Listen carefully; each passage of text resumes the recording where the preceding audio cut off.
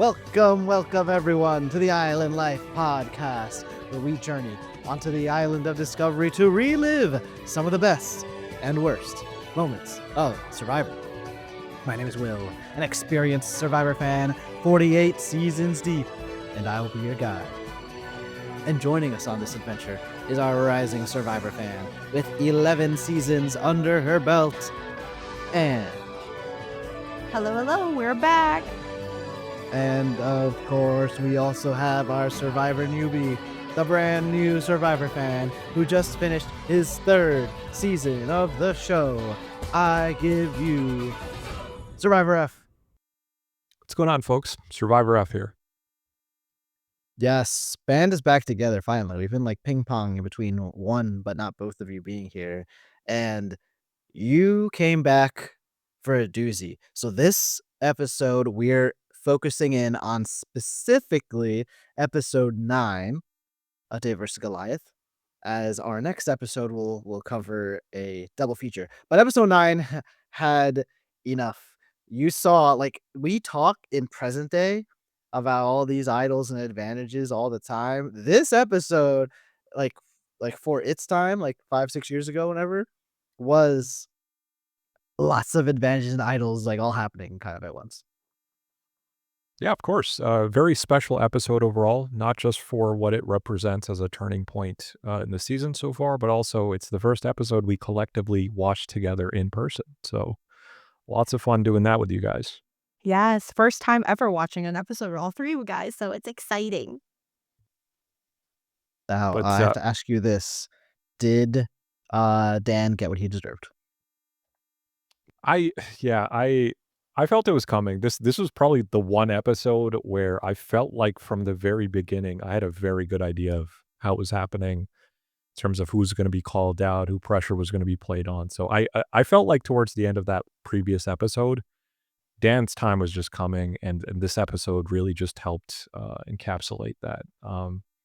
I think we got to see a breakdown in terms of Dan and some of the relationships that he's worked to build and the kind of trust issues start to pile up for him. So I know with how the previous episode ended, how he had one of his key companions eliminated in John.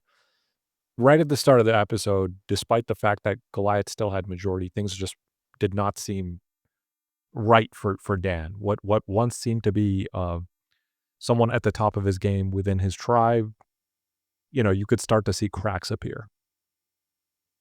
It's weird because as you may remember, the previous episode was the shocking reveal of Davey having an idol and that being the only thing by the grace of God that saves Christian.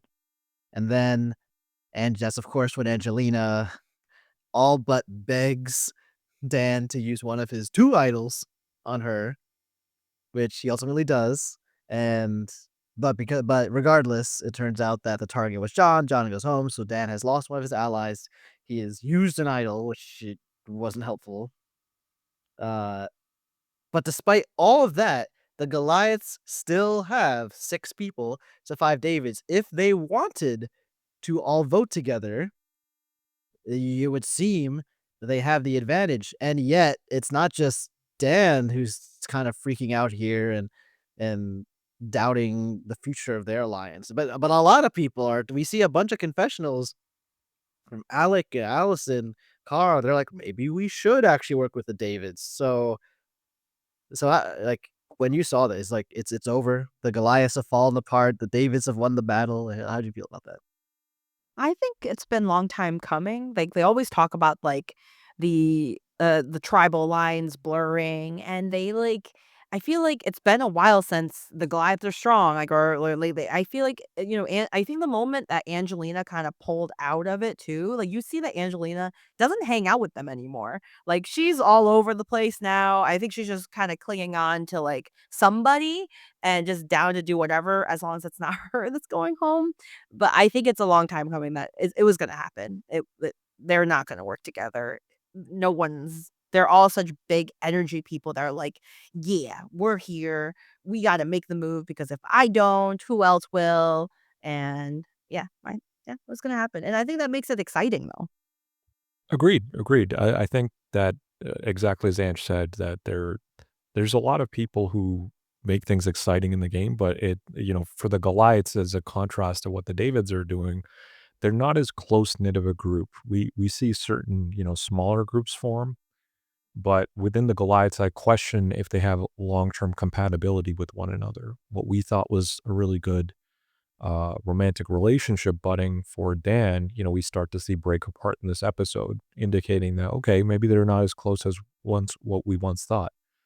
And for Dan, I don't know his perception of his closeness with the rest of his tribe members, but it's not a good sign if, not just Angelina, but then Alec as well, not even just from this episode, but like in other episodes, was willing to work across tribal lines and work against his own majority. So I think compared to what the Davids have, it's very fitting for what the season, I guess, is trying to encapsulate. But the Goliaths are showing cracks. They're not as close as we've seen some of the Davids. And I think a beautiful aspect of this episode is we truly see the Davids work together and pull out all the stops to take down the Goliath, someone who is in a position of power, has protection, but they're able to counteract that. So it's nice to see how the progression over the course of this episode. Now, a concern I think of both of you had at the beginning of this season, with all the emphasis from Jeff on the story of the Davids versus the story of the Goliaths, was how long that was really gonna define all these people. Has that has that fear kind of come to fruition? Because ultimately, despite supposed cross-tribal alliances, we had a strike force that was gone as fast as we said, "Hey, it came." There's no strike force between. It really, for the most part, has been a group of 2 sides against each other, in this case, David versus Goliath. So, uh, how has your relationship with the theme of the season kind of evolved to this, at least through this episode in the merge? I hope this turns into like a turning point where, of course, still David Goliath. It's the we're trying to see like how that evolves over the course of the season. Like do the Davids eventually overcome the Goliaths as they would, in like the source story? But I think for me, it's why I appreciate what Alec is doing right now, where he's the one person who does not seem to really care about that. He's willing to work, across tribal lines again to be able to just do what's best for his game. So I think we're at least starting to see some survivors take, a look beyond what it means to be David, what it means to be a Goliath. And I'm hoping more and more survivors do that, post merge. So I'm at a point right now where I like what Alex's strategy is, and I'm hoping more and more people employ that, and we start to realize that, okay, it's not just David versus Goliath. It's David versus Goliath as a starting point, but at the end of the day, it's survivor versus survivor, every man for himself. Yeah, for sure. I think that's a really good question, Will, because in the beginning, it's always like the Davids versus Goliath. The Davids are like the one crawling through and keep going, and the Goliaths are like the big guys. But now the turning point is the Goliaths got too some of them got too like confident. They were very confident in terms of their sticking together.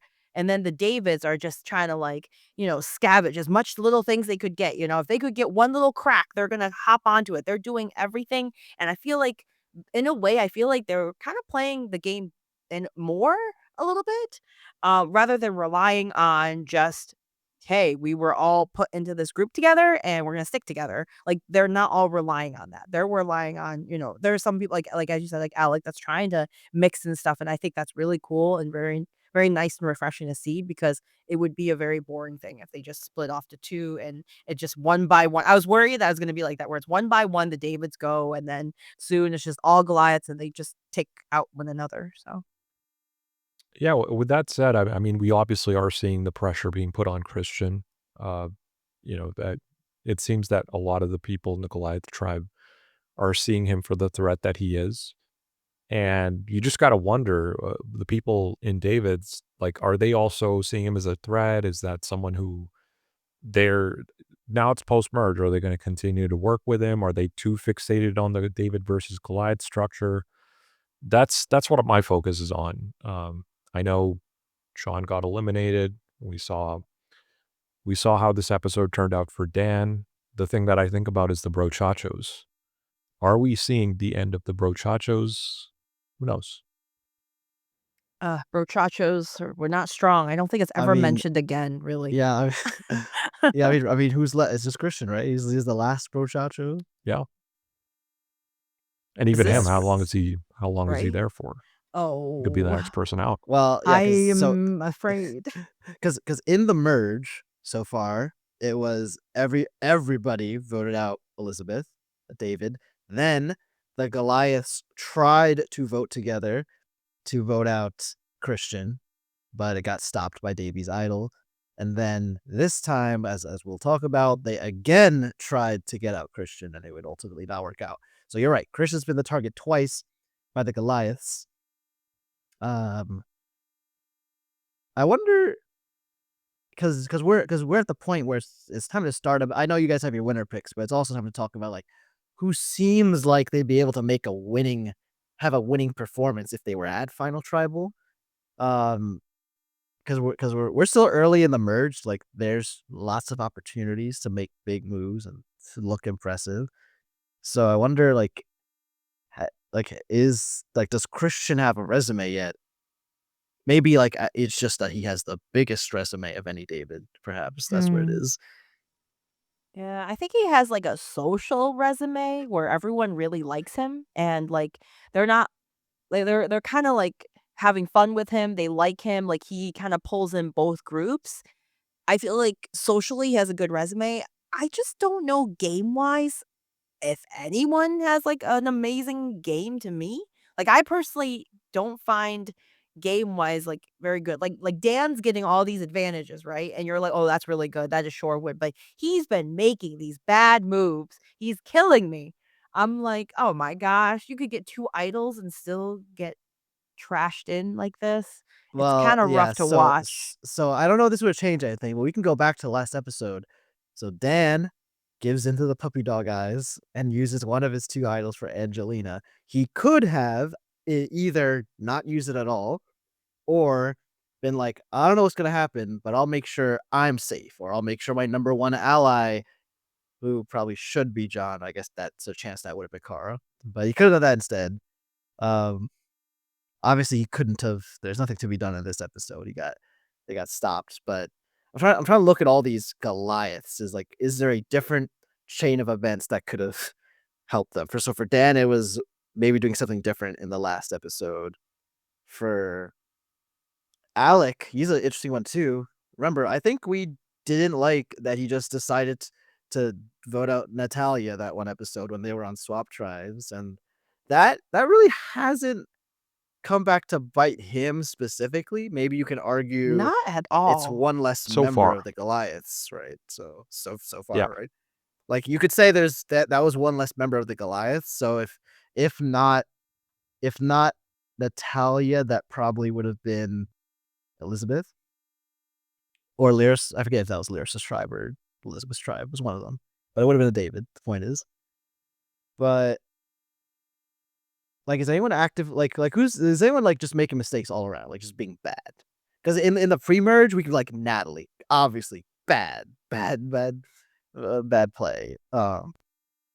I'd probably say Carl if I was to say anyone. I feel like while Carl has a group, he he's not doing his best to play a good social game. I think he's just reliant on whoever's close to him, and he's just alienating the other people around him. He seems like someone. Well, not he seems like he has been quick to judge some others.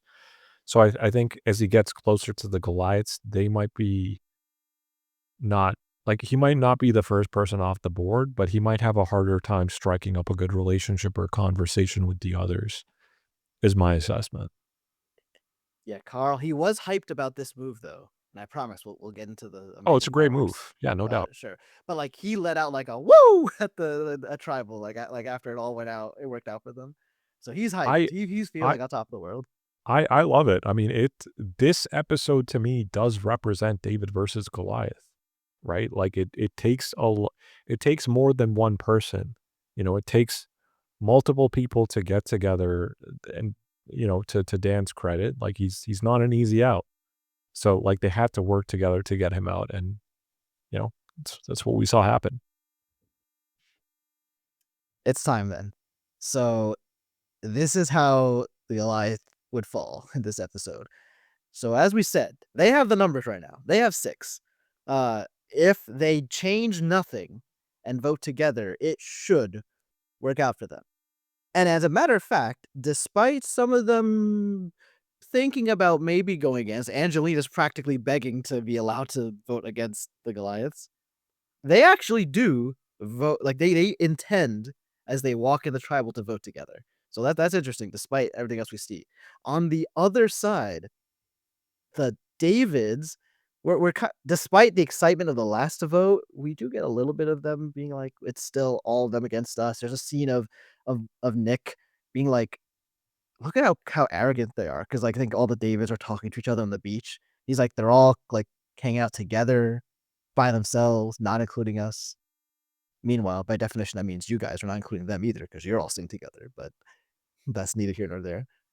And this is what leads to I don't remember exactly who started it, but just they all like one person reveals like I have this. I feel like it was Nick. I think Nick is like, guys, I actually have this steal a vote, and then Christian is like, oh, because Christian actually goes search it. So Davey, because he played his idol in the previous episode, he suspects Christian that the idol is now hidden somewhere, and Christian succeeds, finds an idol. So Christian says, "I to everyone, all his allies, I have an idol."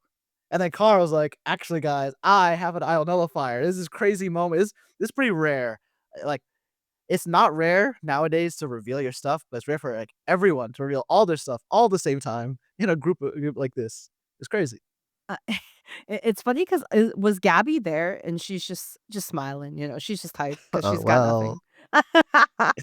I mean, yeah. I mean, It's too Davey had nothing good. either, but that's because he had used his things. I know I it's think fair. just going back to the point about Nick, his I don't think his assessment was just that like they're not being inclusive. I think what he was trying to say was the Goliaths are together, but they're not together. Like they're in their own little groups. Like they're not. He's essentially indicating that they're not as close as what we have here in the Davids. You have some people who are just not sitting with each other, not even bothering to have a conversation. So if they have a plan, it might be like a disjointed plan, if anything. And I think that's what makes it make more sense in terms of the strategy he's trying to employ in terms of, turning the tables against them, because that leads you to wonder, can you blindside them? They're not all on the same page.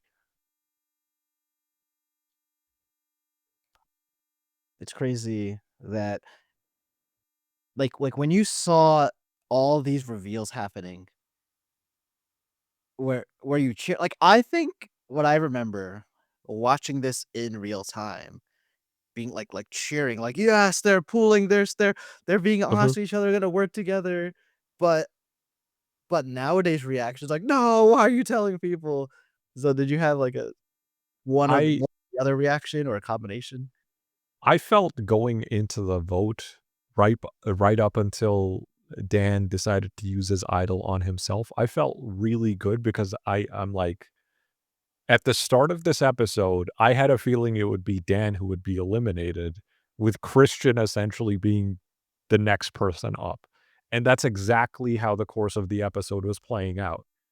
But then when he played his idol, my first thought was not, "Oh, they must have used an idol nullifier." My first thought was, "Oh, okay, he got away with it." So I was like, "Okay, well, I came close to figuring out how the episode was gonna turn out, but I guess no, I guess I'm wrong here." And then the fact that, okay, then it's revealed that there is an idle nullifier and it did nullify that. That again got me very hyped that like, oh, okay. It's a awesome strategy to employ. It takes a lot of strategic know-how and it takes the right people working together to coordinate that plan and have it successfully work out without, wasting those. But the fact like, it's extra cool to me that I was like, that at least my assessment for the survivor who was gonna get eliminated, who was gonna be pressurized, was very accurate this episode. despite the fact that my Survivor picks, ironically enough, have not been so far. Yeah, well, great episode previously for Davey, and obviously he's part of the Davids of this. But so it sounds like you were happy, like in the midst of the episode, you were happy when the Absolutely. Davids were revealing their stuff to each other. Yep. Yeah, Yeah, I I was mean, more you like, "What are you doing?" forget the fact that they're even in David. I just like that as a basic Survivor strategy, that people coming together to work out to eliminate a bigger threat. I would love to see that across tribal lines, so that's why I'm, like, really appreciative of the fact that they needed someone like Alec to make it work. He could have been the safer strategy for him could have just been, "Hey, let me just lay low, continue to work with my tribe, and then strike when the iron's hot." He just felt right now was the right time to attack, so could he be taking a risk? Who knows? But, it's just you love to see plays like this in general, and you love to see them when they succeed. Yeah, and they succeeded, and I mean, a big part of it was the fact that Kara told people that he has another idol, because until then, like, nobody knew that Dan had 2 idols. Kara was the only person that knew, so it's pretty a big change because they went from working together, a little showmans, and then boom, she's like, I can't work with him. I cannot work with It him." was fast. It was Very fast. like in the very beginning, lovebirds. Then there's kind of in a middle part where we don't really hear about it. Maybe we hear other people talking about it. And they get swapped to different tribes, so they're not together. And then suddenly, she's wavering last episode, and in this episode, totally I can't have him here. Like, it's a tough decision, but I need to work to get him out. And I think is that we could fact check ourselves later. So in the beginning of the episode, when a couple of them are considering immediately flipping to the Davids, part of what Kara's bringing to the table is her knowledge of his idol, right? Like, hence word spreads, and now the Davids know that he has an idol. Now, of course, her own alliance decides against it. So, the rest of them don't want to, they were thinking of turning on Dan, and they choose to actually vote together, so they don't do that. What do you think about that? So, the people who kind of flake on this idea of flipping to the David side of things, they're worried that if I vote with the Davids now, then I've built some trust with them, but of course they're going to keep their own before they keep me. So, I'm going to be soon to be voted out if I do this. So I'd rather just stick with all of us. Yeah, I think that's a logical thing to think about though when you're in that, like, if you're in a majority already, it's kinda hard to, like, switch over now. Like, when is a good time to switch over, you know? And I feel like if you switch over, you're gonna be betraying your original group, and then you're in this new group, I feel like some people may not respect you or trust you the same way because, "Oh, if you could betray your old group, you could betray us. So, in this new alliance, you're in the bottom.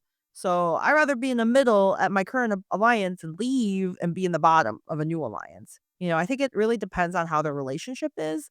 If it was kind of developed more gradually and more truthfully, then it makes more sense, but this time it seems like it's just jumping in and out of the alliance line. It's a lot of hopping around. It's hard. You cannot be too attached in Survivor, obviously, as we know. You work with your relationships, but it becomes a sign of weakness if you're not able to be cutthroat and willing to just eliminate people. So for me personally, it's important to build those early relationships and persevere with those for as long as you can. But when there's an opportunity to eliminate someone, regardless of if they're close to you or not, you have to be able to do that. If you show any sign of weakness or hesitation yourself for someone else who might be on the bottom, you could be the next person up. So this is just this sort of game where you just need to be cutthroat in a sense and make sure that you're doing that while being able to work with as many people as you can. So I think for me, it's you have a tribe that you start with, so you obviously need to build as many connections as you can, but you can't just be thinking the entire game that this is the tribe I'm going to ride and die with. It has to be from the get-go, I'm working with everyone. It doesn't matter if they're part of my tribe or if they're not. I need to work with everyone in order to get to the end. Now, granted, in some seasons, there's no swap. until the merge. So it is a bit of a tall order to meet someone for the first time at the merge and then like suddenly have a new alliance. But in this season, they did swap. So some people did get an early opportunity to mingle with the other tribe. And look, and I understand it hasn't really paid off, but we laughed at Nick for his alliances, but Nick had a cross alliance a lot with the Rockscars alliance. Even Gabby has had some emotional connections with Allison at times. Of Mhm. Christian, obviously, although he's now voted them out, but he had the brochachos. It's just weird because like all these examples, like in the end, none of them voted with that. Like all those people stuck on the Goliath side, but maybe they could have chosen to stick with them. Still feels good, you know. So I wanted Just to ask you both, what were your thoughts on, what Kara did? Do you feel like this is the wrong move for her? What do you think her next steps are going to be? What should she be looking out for now? which part Ooh, of what she did? Well, essentially helping eliminate someone who otherwise would have been with her. ooh. I Oh, okay. actually Just to be I clear, I like she felt like it's wanted to just do that, and yes. in the end, her plan going to tribal was to vote with all the other Goliaths. Like she tries to persuade them to do what she wants to do, go against Dan. They say yes, and then like hours later they come back. It's like actually no, we're not going to do that, which puts her in a tough. Yeah.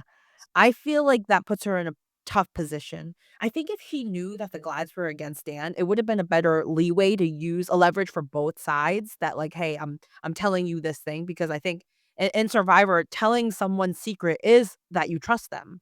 Um you could use that to build a relationship, but I think it kind of falls back on it where, there was no relationship being built. I feel like they didn't care that Kara told them, like, the Davids, they didn't care. They're just more like, "Wow, she's betraying this guy that they have a showmance with? Crazy tea." So it kind of fell down in terms of not a game playing move. I feel like she had such a good relationship with Dan. I think that she could have been a private conversation with Dan on, like, playing and, like, "What's going on? We're not cutting you out. Let's do this and that." Like, instead of putting Dan on the spot because Kara doesn't really have really great close relationships from what I remember of the current people. Like, I don't find Kara having close relationship with anybody. She's just kinda drifting around. She's cordial to most of them, but she's not close. Her closest ally is Dan, and I think right now, there's still so many people that cutting out your number 1 is just too soon right now. Like, not I, now. yeah. So, and exactly that's exactly why I had that question in terms of like not her directly taking him out, but she brought up the idea rather than having a dialogue with him. And to your point, he is her number one. I don't think he would have turned on her. I think he would have stuck around with her if he didn't get eliminated this episode. That's just what I'm guessing. It's just interesting to see that she worked in part to help get him eliminated, despite you know, not voting for him, but like she helped make it happen. Yeah, So my question butterfly is more in effect, you know. terms of where is she planning on going from there? Because internally she's thinking like, okay, I do need to cut Dan here. It's someone who could negatively affect my game. But then the question becomes like, what is her game going to grow into?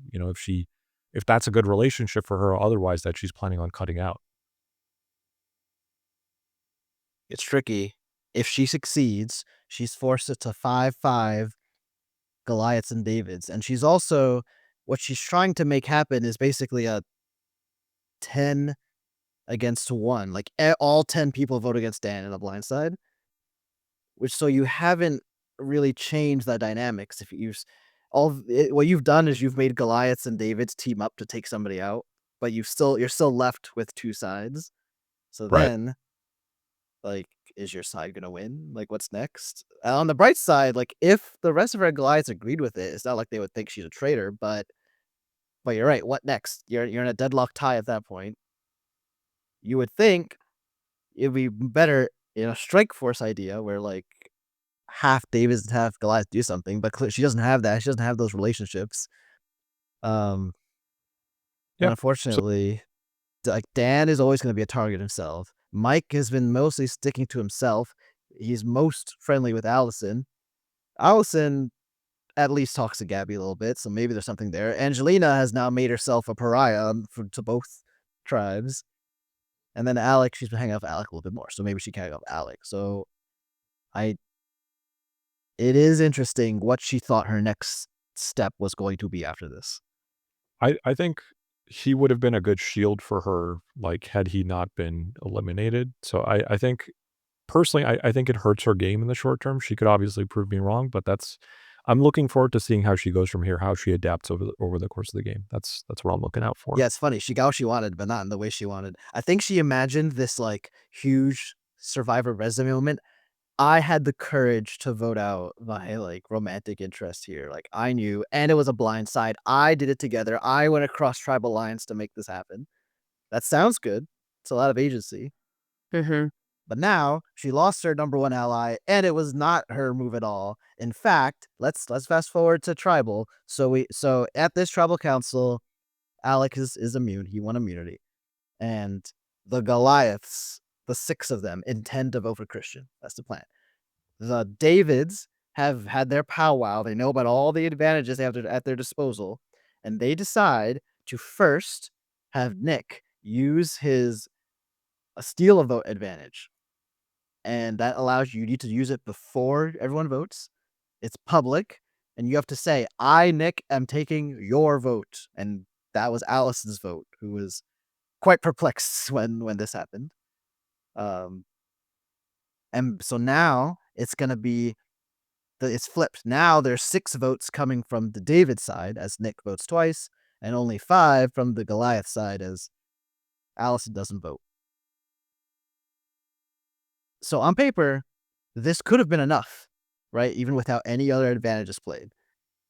Um, obviously the victors write the story, so it works out. It will have turned out that as an extra protection, Carl uses the idle nullifier, which is a secret advantage.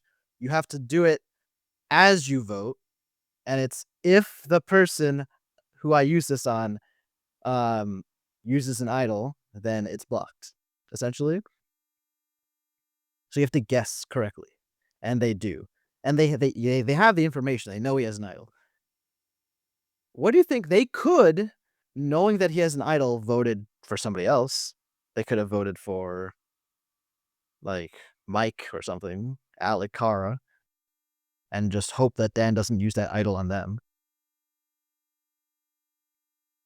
And also Dan he also like had to decide whether he needed to use his idol or not. He is correct. He does need to use it. How do you think? What do you think of how all this played out? The drama, the suspense, the everything. Ooh, it's pretty hype that this happened. Like, the fact that they picked the right one and it worked out, I thought it was very hype, personally. I thought it was really cool. Because Y it's hard to pull. You gotta know that person has an idol. You gotta know Yep. that they're gonna use it, and you gotta make the voids right. It's like this is like a three-step process. This is big brain. I think that's really it's impressive. Yeah, it shows good teamwork, it shows good communication. It's why I loved how this episode turned out. It's a really good aspect of working together to take out a bigger threat. I've not seen a better representation of this in any of the Survivor episodes I've watched up until now, so I love to see it play up to good effect so far.